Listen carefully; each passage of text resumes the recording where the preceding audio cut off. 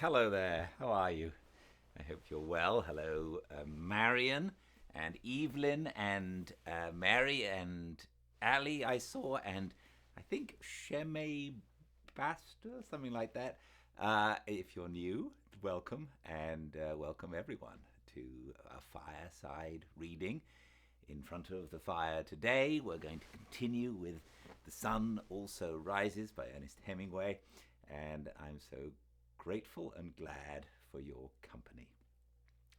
I've been doing these fireside readings for almost 3 years now, and I do feel like it's wonderful to be able to read these old books in some way in the modern world. I mean, it's a miracle that we're able to sit together in front of the fire, and you are all over the world, and then other people all over the world listen at different times on YouTube or any of the various other ways that you can enjoy fireside reading. And these are old stories that are read. There's something beautiful about reading. It fires up the imagination. So even here we're using technology, but there's something about technology which is a little scary. Sometimes it's wonderful, sometimes it's scary, and that's especially why I've read so many kids books, because I think that kids especially need to read these wonderful old stories like Peter Pan and the Wonderful Wizard of Oz and Winnie the Pooh and the Lewis Carroll books. They're, I think, important for children to read, and so I know that many of you have bought them for your kids and grandkids, and I really appreciate that. I think that they will appreciate it at some stage in their life and love you for it, because this way they've read these great stories that have been around for 100 years. But maybe not for 100 years. I will be around at 5 every day reading to you some classic book, and I very much enjoy it, and I'm so glad that you do too. Welcome to a fireside reading of The Sun Also Rises by Ernest Hemingway, Chapter 17, Part 1. Outside the bar Milano, I found Bill and Mike and Edna. Edna was the girl's name. "We've been thrown out," Edna said. "By the police," said Mike. "There's some people in there that don't like me." "I've kept them out of 4 fights," Edna said. "You've got to help me." Bill's face was red. "Come back in, Edna," he said. "Go in there and dance with Mike." "It's silly," Edna said. "There'll just be another row." "Damned Biarritz swine," Bill said. "Come on," Mike said. "After all, it's a pub. They can't occupy a whole pub." "Good old Mike," Bill said. "Damned English swine. Come here and insult Mike and try to spoil the fiesta." "They're so bloody," Mike said. "I hate the English." "They can't insult Mike," Bill said. "Mike is a swell fellow. They can't insult Mike. I won't stand it. Who cares if he's a damned bankrupt?" His voice broke. "Who cares?" Mike said. "I don't care. Jake doesn't care. Do you care?" "No," Edna said. "Are you a bankrupt?" "Of course I am. You don't care, do you, Bill?" Bill put his arm around Mike's shoulder. "I wish to hell I was a bankrupt. I'd show those bastards." "They're just English," Mike said. "It never makes any difference what the English say." "The dirty swine," Bill said. "I'm going to clean them out." "Bill?" Edna looked at me. "Please don't go in again, Bill. They're so stupid." "That's it," said Mike. "They're stupid. I knew that was what it was." "They can't say things like that about Mike," Bill said. Do you know them? I asked Mike. No, I never saw them. They say they know me. I won't stand it, Bill said. Come on, let's go over to the Suizo, I said. They're a bunch of Edna's friends from Biarritz, Bill said. They're simply stupid, Edna said. One of them's Charlie Blackman from Chicago, Bill said. I was never in Chicago, Mike said. Edna started to laugh and could not stop. Take me away from here, she said. You bankrupts. What kind of a row was it? I asked Edna. We were walking across the square to the Suizo. Bill was gone. I don't know what happened, but someone had the police called to keep Mike out of the back room. There were some people that had known Mike at Cannes. What's the matter with Mike? Probably he owes them money, I said. That's what people usually get bitter about. In front of the ticket booths out in the square, there were 2 lines of people waiting. They were sitting on chairs or crouched on the ground with blankets and newspapers around them. They were waiting for the wickets to open in the morning to buy tickets for the bullfight. The night was clearing and the moon was out. Some of the people in the line were sleeping. At the Café Suizo, we had just sat down and ordered Fundador when Robert Cohn came up. Where's Brett? He asked. I don't know. She was with you. She must have gone to bed. She's not. I don't know where she is. His face was sallow under the light. He was standing up. Tell me where she is.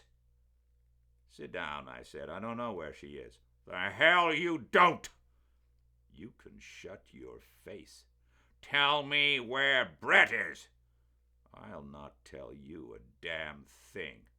You know where she is. If I did, I wouldn't tell you. Oh, go to hell, Cone, Mike called from the table. Brett's gone off with the bullfighter chap. They're on their honeymoon. You shut up.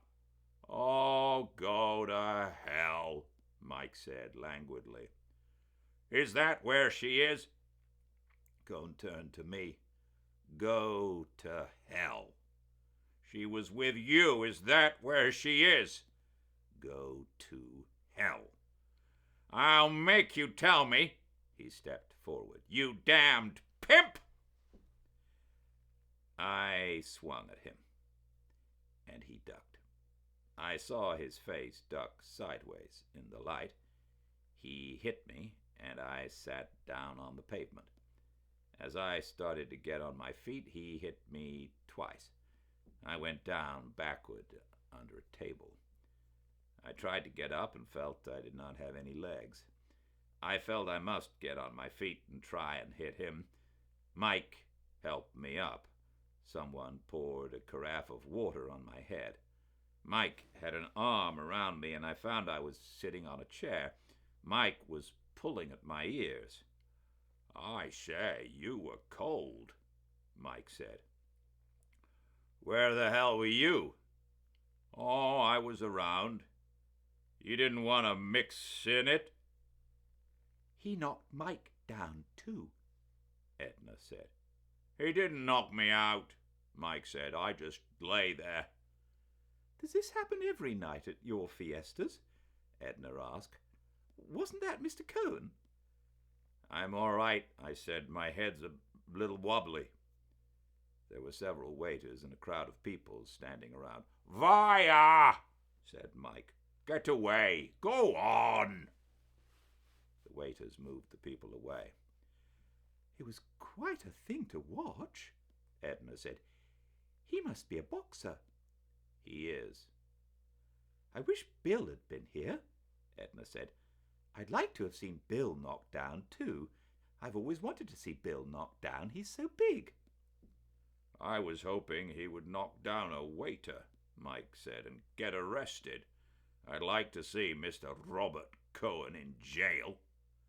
No, I said. "Oh, no," said Edna. "You don't mean that." "I do, though," Mike said. "I'm not one of these chaps likes being knocked about. I never play games, even." Mike took a drink. "I never liked to hunt, you know. There was always the danger of having a horse fall on you. How do you feel, Jake?" "All right." "You're nice," Edna said to Mike. "Are you really a bankrupt?" "I'm a tremendous bankrupt," Mike said. "I owe money to everybody. Don't you owe any money?" "Tons." "I owe everybody money," Mike said. "I borrowed 100 pesetas from Montoya tonight." "The hell you did," I said. "I'll pay it back," Mike said. "I always pay everything back." "That's why you're a bankrupt, isn't it?" Edna said. I stood up. I'd heard them talking from a long way away. It all seemed like some bad play. "I'm going over to the hotel," I said. Then I heard them talking about me. "Is he all right?" Edna asked. "We'd better walk with him." "I'm all right," I said. "Don't come. I'll see you all later." I walked away from the cafe. They were sitting at the table. I looked back at them and at the empty tables. There was a waiter sitting at one of the tables with his head in his hands. Walking across the square to the hotel, everything looked new and changed. I'd never seen the trees before.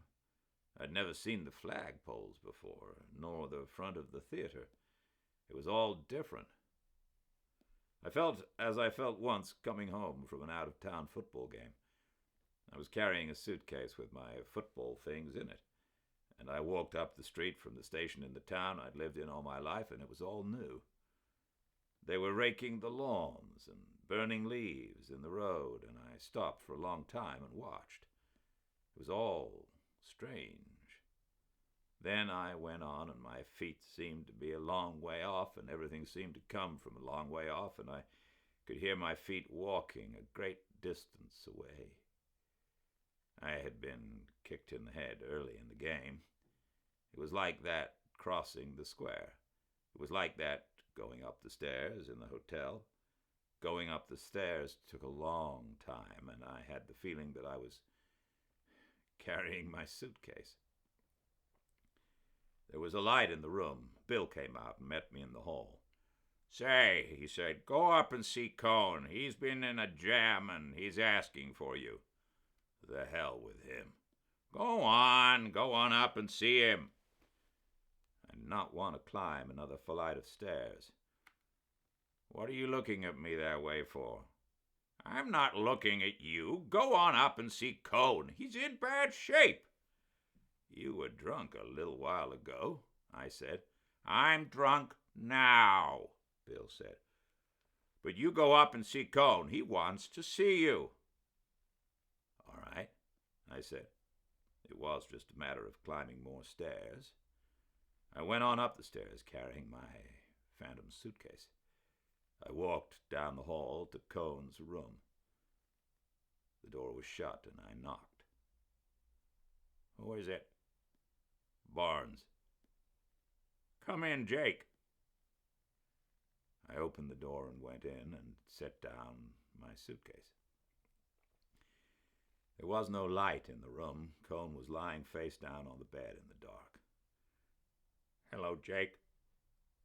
"Don't call me Jake." I stood by the door. It was just like this that I had come home. Now it was a hot bath that I needed, a deep, hot bath to lie back in. "Where's the bathroom?" I asked. Cone was crying. There he was, face down on the bed, crying. He had on a white polo shirt, the kind he'd worn at Princeton. "I'm sorry, Jake. Please forgive me." "Forgive you, hell. Please forgive me, Jake." I did not say anything. I stood there by the door. "I was crazy. You must see how it was." "Oh, that's all right. I couldn't stand it about Brett." "You called me a pimp." I did not care. I wanted a hot bath. I wanted a hot bath in deep water. "I know. Please don't remember it. I was crazy." "That's all right." He was crying. His voice was funny. He lay there in his white shirt on the bed in the dark. His polo shirt. "I'm going away in the morning." He was crying without making any noise. I just couldn't stand it about Brett. I've been through hell, Jake. I've been simply hell. When I met her down here, Brett treated me as though I were a perfect stranger. I just couldn't stand it. We lived together at San Sebastian. I suppose you know it. I can't stand it any more." He lay there on the bed. "Well," I said, "I'm going to take a bath." "You were the only friend I had. And I loved Brett so." "Well," I said, "so long." "I guess it isn't any use," he said. "I guess it isn't any damn use." "What?" "Everything. Please say you forgive me, Jake." "Sure," I said. "It's all right." I felt so terribly. I've been through hell, such hell, Jake. Now, everything's gone. Everything. "Well," I said, "so long. I've got to go." He rolled over and sat on the edge of the bed and then stood up. "So long, Jake," he said. "You'll shake hands, won't you?" "Sure, why not?" We shook hands. In the dark, I couldn't see his face very well. "Well," I said, "see you in the morning." "I'm going away in the morning." "Oh, yes," I said. I went out. Cone was standing in the door of the room. "Are you all right, Jake?" he asked. "Oh, yes," I said, "I'm all right." I could not find the bathroom. After a while I found it. There was a deep stone tub. I turned on the taps and the water would not run. I sat down on the edge of the bathtub. When I got up to go, I found I had taken off my shoes. I hunted for them and found them and carried them downstairs. I found my room and went inside and undressed and got into bed. I woke with a headache and the noise of the bands going by in the street. I remembered I'd promised to take Bill's friend Edna to see the bulls go through the street and into the ring. I dressed and went downstairs and out into the cold, early morning. People were crossing the square, hurrying toward the bull ring. Across the square were the two lines of men in front of the ticket booths. They were still waiting for the tickets to go on sale at 7 o'clock. I hurried across the street to the cafe. The waiter told me that my friends had been there and gone. How many were there? 2 gentlemen and a lady. That was all right. Bill and Mike were with Edna. She had been afraid last night they would pass out. That was why I was to be sure to take her. I drank the coffee and hurried with the other people toward the bull ring. I was not groggy now. There was only a bad headache. Everything looked sharp and clear, and the town smelt of the early morning. The stretch of ground from the edge of the town to the bull ring was muddy. There was a crowd all along the fence that led to the ring, and the outside balconies and the top of the bull ring were solid with people. I heard the rocket, and I knew I could not get into the ring in time to see the bulls come in, so I shoved through the crowd to the fence. I was pushed close against the planks of the fence. Between the two fences of the runway, the police were clearing the crowd along. They walked or trotted on into the bull ring. Then people commenced to come running. A drunk slipped and fell. 2 policemen grabbed him and rushed him over to the fence. The crowd were running fast now. There was a great shout from the crowd, and between the boards I saw the bulls just coming out of the street into the long-running pen. They were going fast and gaining on the crowd. Just then, another drunk started out from the fence with a blouse in his hands. He wanted to do cape work with the bulls. The two policemen tore out, collared him. One hit him with a club, and they dragged him against the fence and stood flattened out against the fence as the last of the crowd and the bulls went by. There were so many people running ahead of the bulls that the mass thickened and slowed up, going through the gate into the ring. And as the bulls passed, galloping together, heavy, muddy-sided, horns swinging, one shot ahead caught a man in the running crowd in the back and lifted him into the air. Both the man's arms were by his sides. His head went back as the horn went in, and the bull lifted him and then dropped him.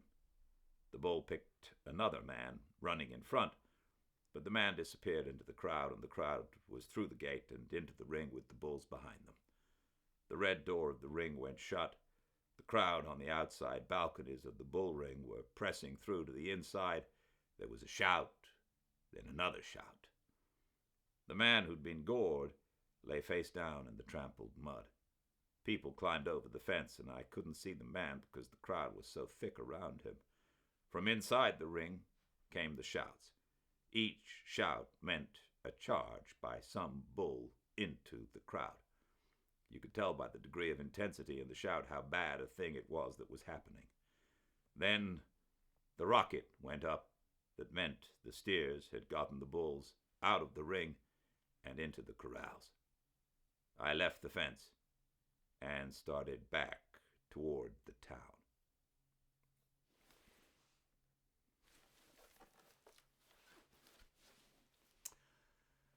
More tomorrow.